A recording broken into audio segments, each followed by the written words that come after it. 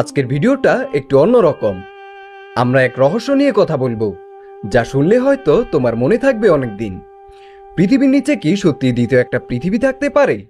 তুমি হয়তো ভেবেছো পৃথিবী একটাই, নিচে খনন করলে কি আসলে সত্যি অন্য একটা জায়গা পাওয়া যায়, বা সেখানে অন্য জীবন, অন্য পরিবেশ থাকতে পারে? আজকের এই ভিডিওতে আমরা সেই সমস্ত তত্ত্ব, গবেষণা আর গল্পের খুঁটিনাটি একদম সহজ ভাষায় জানব। প্রথমেই একটু বিজ্ঞান শুনে নেওয়া যাক।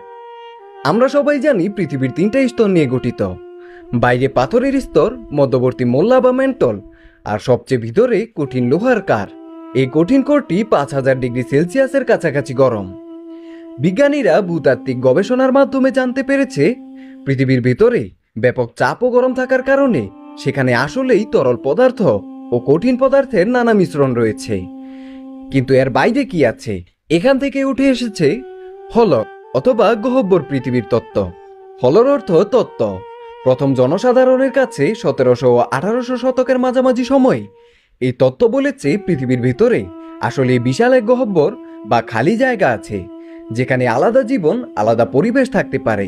এমনকি ধারণা করা হয় পৃথিবীর ভেতরে একটা দ্বিতীয় পৃথিবীর মতো জগৎ বাস করে।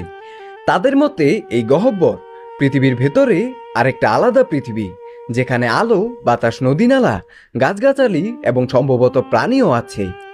আজও অনেক গবেষক, লেখক ও বিজ্ঞানী এই তত্ত্ব নিয়ে গবেষণা করেছেন।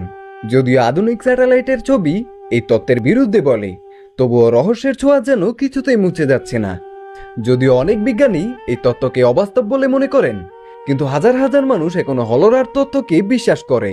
তবে এটাও সত্যি, আধুনিক প্রযুক্তি দিয়ে এখনো পৃথিবীর সম্পূর্ণ ভিতরের ছবি ধারণ করা সম্ভব হয়নি। তাহলে বন্ধুরা, পৃথিবীর নিচে দ্বিতীয় একটি পৃথিবী আছে কিনা আজও এটা রহস্যই থেকে গেছে।